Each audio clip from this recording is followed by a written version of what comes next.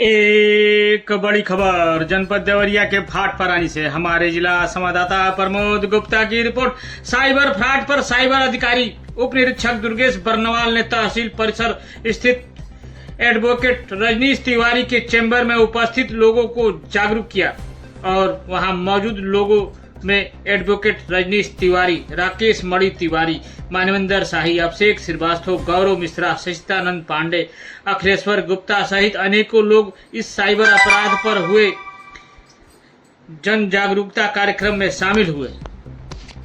ये है मोबाइल तो सभी के पास है, लेकिन उसका प्रयोग करना सबको नहीं आता है और जिसका लाभ कहीं न कहीं साइबर अपराधी भी उठा रहे हैं।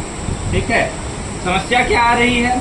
जैसे जो प्रबुद्ध वर्ग है, हम लोग हैं, इनको पता है किन चीज़ों को क्लिक करना है, किन चीज़ों को नहीं प्रयोग करना है। लेकिन कई बार कई फाइल्स निमंत्रण के नाम से, ई चालान के नाम से ऐसे एपीके फाइल्स आती हैं और बिना जानकारी के हम लोग उसको डाउनलोड कर लेते हैं। दरअसल वो जो एपीके फाइल्स होती हैं वो एक तरह का एप्लीकेशन होता है जो आपके फ़ोन का टोटल एक्सेस या फिर कंट्रोल दूसरे डिवाइस को दे देता है।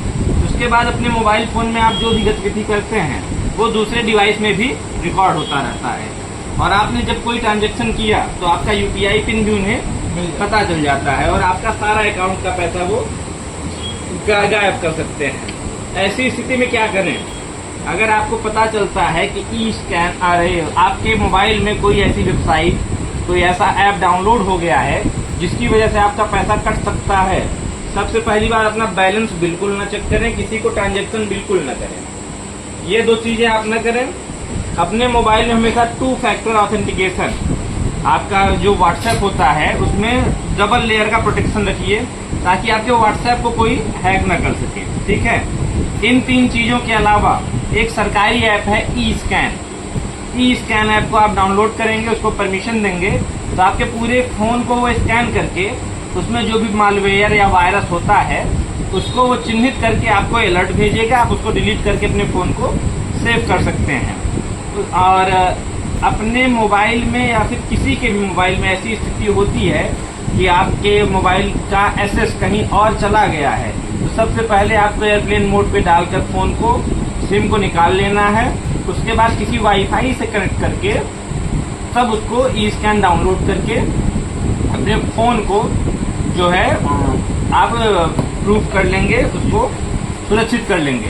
दूसरी चीज़, अगर पैसा कट जाता है तो ऐसी स्थिति में रजनीश भाई 1930 ये एक 24/7 चलने वाली हेल्पलाइन नंबर है जिसको यूज करके आप अपना कंप्लेन दर्ज कर सकते हैं।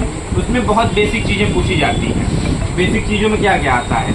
आपका नाम, जिस खाते से पैसा कटा है उसका खाता संख्या, किस तारीख को कितने बजे कटा है, आपकी जन्म तिथि, ईमेल आईडी, ये तो बेसिक चीज़ें हो गई।